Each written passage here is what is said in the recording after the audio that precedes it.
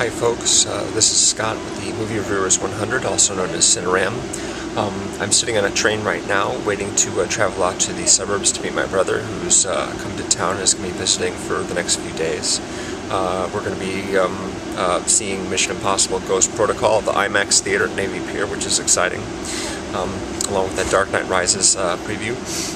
This week's theme is rewatchable movies, the exact opposite of last week's theme, which was boring movies. And as far as rewatchable movies, there are a few that I really like, among them Batman Begins. But one that kind of stood out to me is Nixon by Oliver Stone. This movie came out in 1995, and it is basically most of Nixon's life story. It starts, it covers his early childhood, and it goes all the way up to him basically resigning from office due to the Watergate scandal and all that trouble that he had while he was president of the United States. A couple reasons why I think this movie is so very rewatchable. First of all, it's very, very interesting. Since he resigned in late 1973, which is the year I was born. So I really wasn't keeping up with the news at that time. I was too busy gurgling and looking at brightly colored objects and what have you. Wasn't paying attention to the news at all, so I didn't know a lot about that stuff. And there are a whole bunch of characters in this movie that I just wasn't familiar with, and I'm still not all that familiar with. I haven't done a lot of research into the whole affair. Most of what I know about the scandal comes from this film, actually. There are a lot of characters this movie accommodates, real-life people, a couple of fictional ones or fictionalized ones, but mostly real people. And there's a huge, incredible cast. And the story itself, I mean, it flashes forward and back in time, and it's very, very long. It's over 3 hours long. I have an edition which claims to have 28 extra minutes of footage included in the film, and I don't necessarily think that's true, because as far as I know, the movie is 3 hours and 10 minutes long, and this version that I have clocks in only 3 hours 20 minutes. So I'm not 100% sure that all that footage that they claim is in the film is actually in the film.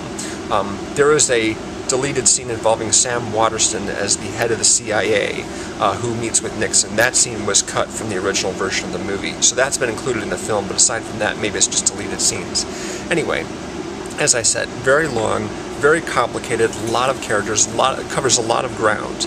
And that's one of the reasons why I find it so rewatchable, is because I just can't take it in. I just can't accommodate it all in my head. No matter how many times I see it, I'll never be able to commit great portions of the dialogue to memory, just because there's so much of it. Also, the movie is also very enthralling to watch visually, and the score is also really good. John Williams did the score.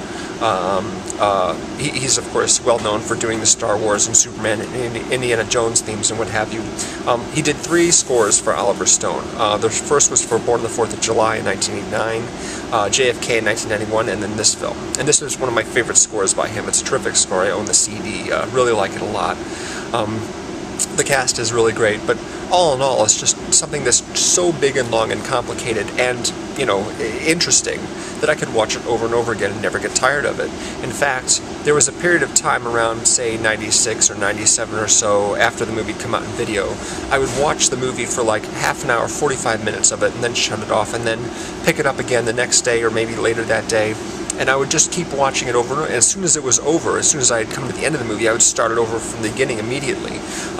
Did that maybe 4 or 5 times. Watched the whole movie through, just off and on, over the course of I don't know how many weeks. 45 minutes or half an hour at a time. Really, really very interesting. And dazzling, too. He does that multi-format, with the bizarre cutaways and what have you. It's really an exciting movie. A lot of people don't like this movie very much because they don't like Anthony Hopkins as Nixon. They don't think that he looks and sounds very much like him. I'm like, he's an actor playing a character. I take him as a character, and I haven't seen that much actual footage of Nixon anyway. I mean, Frank Langella did a really good job, and no one would mistake him for Nixon when he played him in Frost Nixon. So, and a lot of actors have taken a crack at the role. And Anthony Hopkins, I thought, was really good at looking kind of uncomfortable and kind of sweaty and just generally ill at ease with himself, which is something that Nixon has a problem with, you know, especially when he's always comparing himself to that ladies' man, JFK, excuse me, President Kennedy.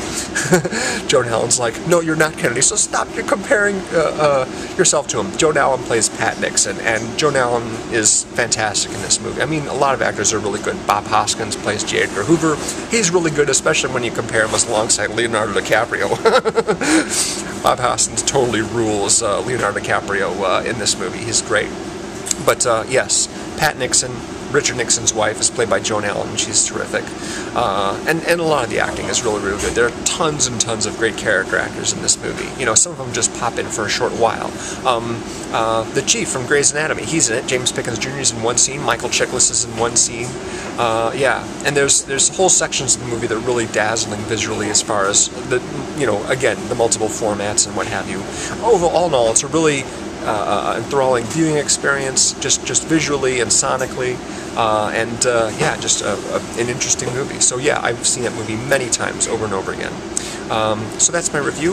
We'll have a new theme next week, so thanks very much for watching, and be sure to check out all the other guys on this channel as they're talking about their rewatchable movies. Take it easy.